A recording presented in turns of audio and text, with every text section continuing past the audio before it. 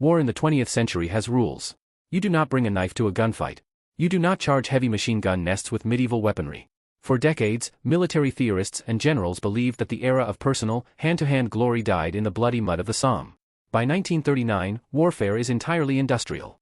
It is steel, diesel fuel, and high-explosive artillery. The German war machine, the Wehrmacht, writes the new rulebook. They call it Blitzkrieg. It is mechanized, precise, mathematically calculated, and utterly devoid of romance. They believe that superior technology and overwhelming firepower will break the spirit of any opponent. But in 1940, one man decides that the entire concept of modern, mechanized warfare is simply unacceptable. One man changes everything. You have to understand who we are dealing with. John Malcolm Thorpe Fleming Churchill is not your average British officer. Born in Hong Kong to an old Oxfordshire family and educated at the Royal Military College, Sandhurst, Churchill is a man born completely out of his own time. In the 1920s and 30s, peacetime army life bores him to tears. He rides a motorcycle across the Indian subcontinent. He learns to play the Scottish bagpipes, mastering them so thoroughly he takes second place in a national piping competition. He becomes a male model. He shoots arrows as a movie extra in Hollywood films. He even represents Great Britain in the World Archery Championships in Oslo. By 1936, he resigns his commission. The modern military is too dull. But then, in September 1939, Nazi Germany invades Poland. The greatest, most destructive conflict in human history erupts across Europe. Churchill immediately volunteers to return to active duty. He famously declares that in his absence, his country has gotten itself into a jam. But when he steps off the transport ship in France to join the British Expeditionary Force, he does not look like a modern soldier. Slung across his back is a 60-pound English longbow. At his hip hangs a solid steel, basket-hilted Scottish broadsword, traditionally known as a claymore. When challenged by his commanding officers about his bizarre loadout, Churchill simply replies, "In my opinion, sir, any officer who goes into action without his sword is improperly dressed." This is the context of 1940. The Allied armies are collapsing under the weight of the German blitzkrieg. The situation is desperate. Panzers are ripping through the French countryside. The British army is caught in a shrinking pocket, desperately fighting a rearguard action toward the beaches of Dunkirk. The world believes the German war machine is invincible. They believe flesh and blood cannot stand against mechanized steel. It is May 1940, near the small French village of Lepanet. Churchill and his unit are tasked with holding a defensive line to buy time for the retreating army. He positions himself in the upper window of a stone granary. He does not raise a rifle. He raises his longbow. He notches a broadhead arrow to the bowstring. Look through his eyes. The dirt road stretches out ahead. The air smells of distant smoke and pulverized brick. A patrol of German infantry advances cautiously into the village. They are armed with Mauser rifles and deadly MG-34 machine guns. They are scanning the windows. 100 yards. 80 yards. 60 yards. Churchill waits. His muscles strain against the immense draw weight of the U-bow. He targets the lead Feldwebel, the German sergeant commanding the patrol. 40 yards. 30 yards. He releases. The bowstring snaps with a sharp, lethal thwack. The arrow clears the distance in a fraction of a second and buries itself deep into the chest of the German sergeant. The man collapses instantly. It is the last recorded longbow kill in the history of organized warfare. The remaining Germans panic. They dive for cover, firing wildly into the windows, utterly confused by the silent, invisible weapon that just took down their commander. Churchill picks up his rifle and the firefight begins in earnest. But this is just the beginning.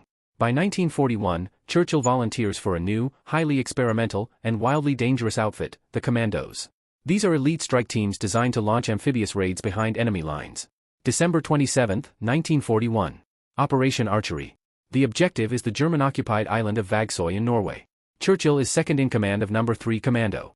The objective is heavily fortified. Coastal artillery batteries are zeroed in on the approach. You are in the landing craft. The freezing North Sea spray is lashing against your face. The diesel engines rumble beneath your boots. The tension is suffocating. The German shore batteries open fire. Geysers of freezing water erupt around the wooden boats. Shrapnel violently tears through the air. 1,500 yards to the beach. 1,000 yards. The men are gripping their Tommy guns, bracing for the slaughter. And then, a sound cuts through the roar of the artillery. It is high, piercing, and entirely out of place. Churchill is standing at the very front of the landing craft. He is completely exposed to enemy fire. He has his bagpipes tucked under his arm, and he is blasting out the traditional Scottish battle tune, the March of the Cameron Men. The wail of the pipes echoes across the fjord. 500 yards. 200 yards. The ramp drops. The freezing water rushes in. Churchill does not stop playing until the very last second. He tosses the pipes aside. He pulls the pin on a fragmentation grenade, hurls it over the sea wall, and draws his Scottish broadsword. The grenade detonates. A shockwave of dirt and snow blasts upward. With his sword raised high above his head, Churchill screams a war cry and charges directly into the fortified German machine gun positions. The defenders are paralyzed. They are trained to fight soldiers, not mythical Highland warlords rising from the freezing surf. The British storm the beaches, overrun the garrisons, and secure the island. If you find this kind of forgotten history and untold military detail as fascinating as we do, we'd be honored if you'd hit that subscribe button. We believe these stories of courage and sheer audacity deserve to be told. And by subscribing, you help us ensure they aren't forgotten. The legend of Mad Jack spreads, but his defining masterpiece is yet to come. It is September 1943. Operation Avalanche. The Allied invasion of Salerno, Italy. The fighting is vicious. The German army is entrenched in the hills surrounding the beachhead, raining artillery down on the exposed Allied troops. Churchill is tasked with neutralizing an observation post outside the town of Pigo that is directing the devastating artillery fire. The post is heavily fortified, surrounded by barbed wire, and manned by a massive contingent of heavily armed German infantry. A frontal assault would be a massacre. Failure means the artillery will continue to slaughter the men on the beaches. It is the dead of night. The darkness is absolute.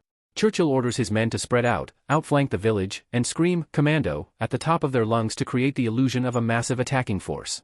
But Churchill does not stay back to direct the attack. He takes one man with him, a corporal named Ruffell.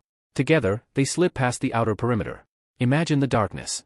The crickets are chirping. The air is thick with the metallic smell of cordite. Churchill holds his broadsword in his right hand. He does not unholster a firearm. They creep up to the first German sentry post. The sentry is staring out into the night, his rifle slung over his shoulder. Churchill materializes from the shadows. He thrusts the tip of the cold steel claymore directly against the sentry's throat. The German freezes.